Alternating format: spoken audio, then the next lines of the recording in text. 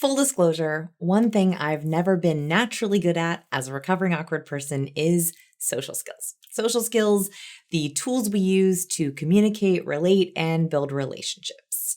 Now, what's interesting is, as a researcher, as someone who's obsessed with science, I always wanted to know, are there different types of social skills? So in this video, I look at the 14 different types of social skills, and I think everyone has a top 2 or 3 that they're really good at, and a bottom 2 or 3 that they've always wanted to work on or they have to cover up and hide. So in this video, I'm going to go through all 14 of those social skills. You're going to rate and rank yourself on those social skills, and we're going to find our top 3 and our bottom 3. Let's get started.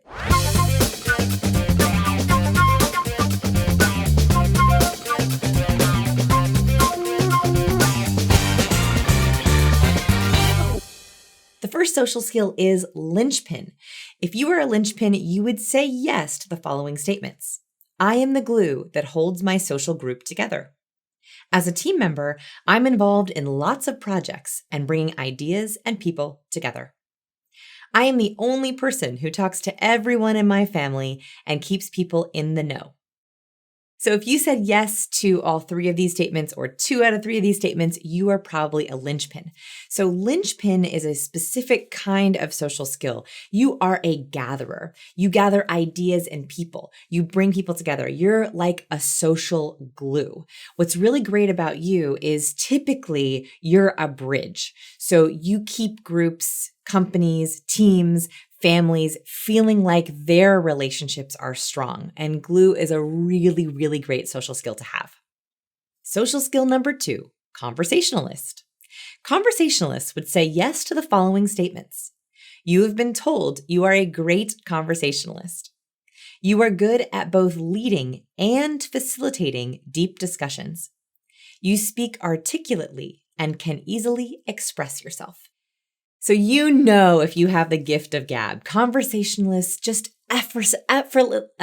this is not my skill, clearly. They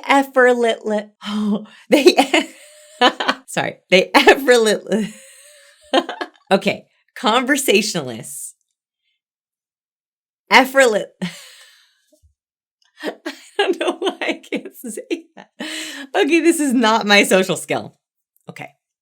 Conversationalists easily make conversation with anyone. They are really good at small talk. They can chat with their boss. They can chat with the guy behind the counter. They are really, really good at easily making conversation. And typically you get in long overnight discussions. You hop on a phone call that ends up being 2 hours of deep talk where people share their deepest, darkest secrets. Being a great conversationalist is actually a specific social skill. It's different than a linchpin. It's different than the other things we're going to learn. It means you have the gift of gab, and you should set yourself up to be a great conversationalist, whether that's a listener or a facilitator of deep discussion. Social skill number 3, comedian. Comedians would say yes to the following statements. I am funny. I love to make people laugh. I can always see the bright side of any situation.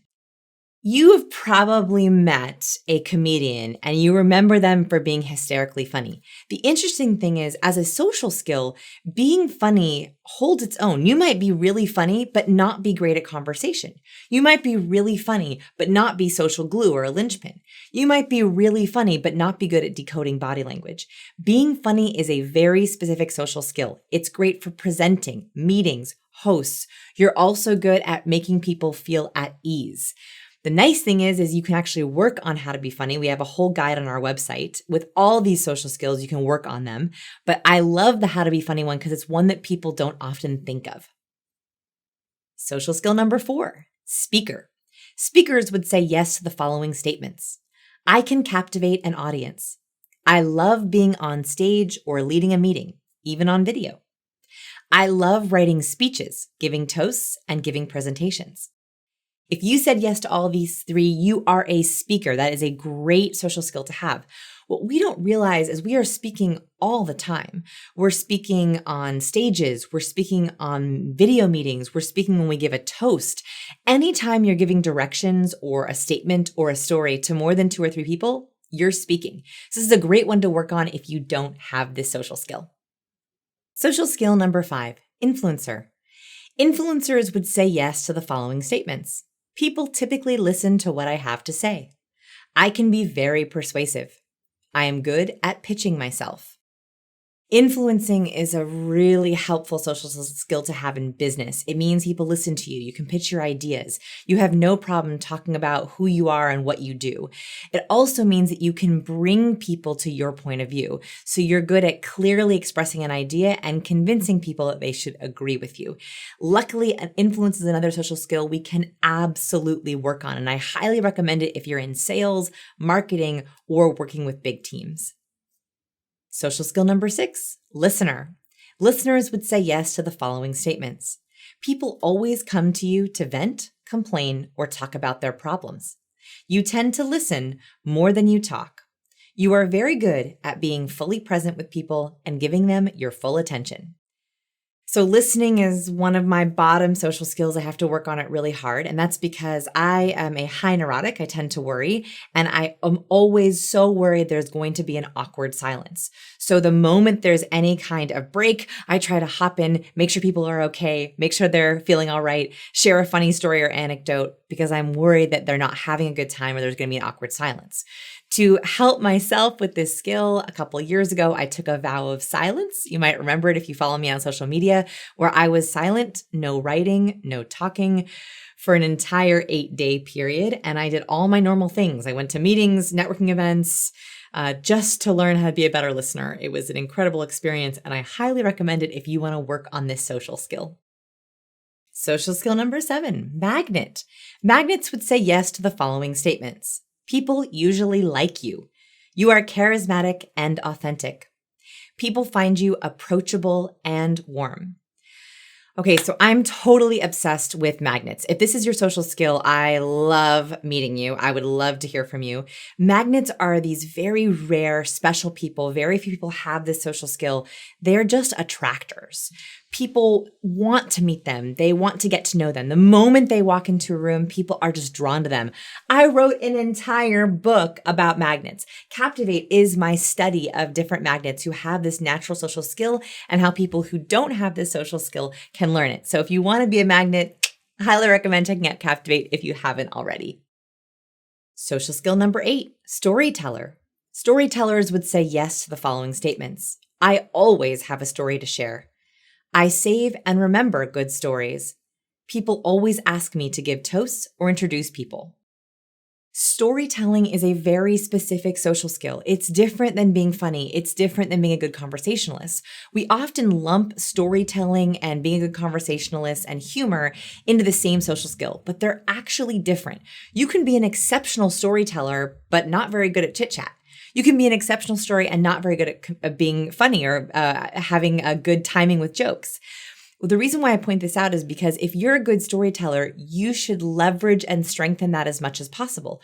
Put yourself in positions where you're telling a lot of stories. Or if you're a good storyteller, your toasts, your presentations, your speeches should be focused on stories more than anything else. So if you're not a good speaker, but you are a good storyteller, you can use this social skill to leverage the other social skills that you're a little bit weaker in. Social skill number 9, nurturer. Nurturers would say yes to the following statements. You love taking care of people. You tend to be a people pleaser and have trouble saying no. You're very empathetic and compassionate. So I love nurturers. We love to have them in our life because they take care of us. Nurturing, empathy, compassion is a very specific social skill. When you are a nurturer, I found that these folks, you cannot help it. You want to nurture everyone and everything. You're always worried about others more than yourself.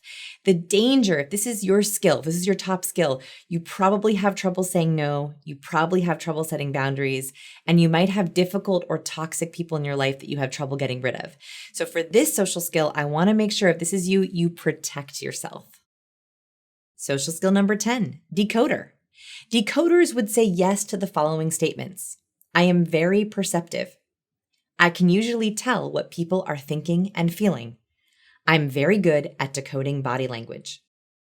If you said yes to this, you're a decoder. Decoders are sleuths. You're super perceptive. You're typically good at reading between the lines. Someone might say something, but you notice a facial expression or a nonverbal tick. Decoders are typically very, very accurate at reading people, at spotting lies, at spotting deception. I studied decoders so much for my lie detection course. That is because there's a very small portion of the population called truth wizards. Truth wizards are naturally good at spotting lies, above average than chance. They're just very good at spotting out any kind of inaccuracies. The good news is you can absolutely work on your decoding ability. I highly recommend checking out our facial expression guide where you can learn the 7 universal microexpressions. That's scienceofpeople.com/face. Social skill number 11, leader. Leaders would say yes to the following statements. I like to empower others. People often come to me for guidance. I'm better at giving directions than following directions. The interesting thing about leadership is it's different than the influence social skill. So influencers, you're good at getting people to listen to you. You're good at pitching your ideas. You're getting good at convincing people. But you might not necessarily be leading a team. You might not necessarily be leading by taking the pulse of a group. Leaders typically are good at influencing, but they're even better at seeing an entire team or a family or a baseball team or a group, taking the pulse of that group and trying to guide to one direction. They can get lots of people to agree with the same idea or go in the same direction or follow directions. That's a little bit different than influence, but I wouldn't be surprised if you were good at both leadership and influence at the same time. That means you're really set up to be a great leader. Social skill number 12. Connector. Connectors would say yes to the following statements. I spend a lot of time and effort networking with others. I'm good at building relationships with influential people. I've developed a large network of colleagues and associates whom I can call on for support when I really need to get things done. We desperately need connectors. So connectors specifically are good at understanding who should know who. You also are very good at building a very robust network that you can rely on. You're good at reaching out to people, relying on them, getting social support. Connecting is a specific kind of social skill. Most people combine being a magnet and being a connector. They're actually different. Magnets attract people to themselves. Connectors bring people together. Social skill number 13, Dreambuilder. Dreambuilders would say yes to the following statements. You are great at solving people's problems. You love to encourage people. You're known as a fixer. So I love Dreambuilders. Dreambuilders are often cheerleader types, so they're really positive, really optimistic. You're really good at encouraging and appreciating people. Or you're a fixer, you're a solver. You're good at getting to the heart of the problem. You're good at mediating. You're good at facilitating. People come to you to solve things. And those are two typically different kinds. Typically, but not always, I notice that fixers tend to be males of this version and cheerleaders tend to be females of this social skill. Social skill 14, chameleon. Chameleons would say yes to the following statements. You can get along with anyone. You are a floater socially or professionally. You have a variety of friends and interests.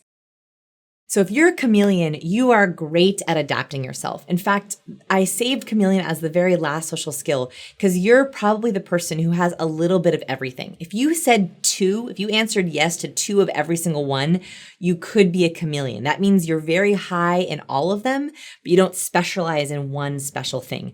Chameleons are great because they're super adaptive. They can fit into almost any group of people and they're really, really valuable on teams. Here's my goal with this video. I want you to think of social skills differently. Not all social skills are created equal. People often think, oh, if I'm going to do a social skills training or I'm going to get better at social skills or I'm going to be more likable, that's one skill. But actually there are 14 different ways that we can be likable and authentic and charismatic. You can have someone who's a very charismatic listener where they don't talk a lot. They're great at being empathetic and compassionate. Maybe their 2 social skills are listening and nurturing. Versus you can have someone who's very charismatic, who's a great storyteller, a great comedian, and a great influencer. And they're always the life of the party. They're always running conversations. They're always sharing really funny things. Those are 2 different kinds of charisma, but both of those people are charismatic. My goal for this is for you to think about how you are charismatic. What is your flavor of charisma? And work on honing those skills. Remember, if you want to really level up these skills, I have an entire online course about this called People School. It is 12 of these social skills in depth, in action. We actually work through them. I give you frameworks and case studies. You come into People School with one big goal, and I help you achieve it. I hope you'll consider joining me in my next class of People School, or start with Captivate if you haven't already. Thanks so much for watching. Are you living up to your full potential? Do you want more?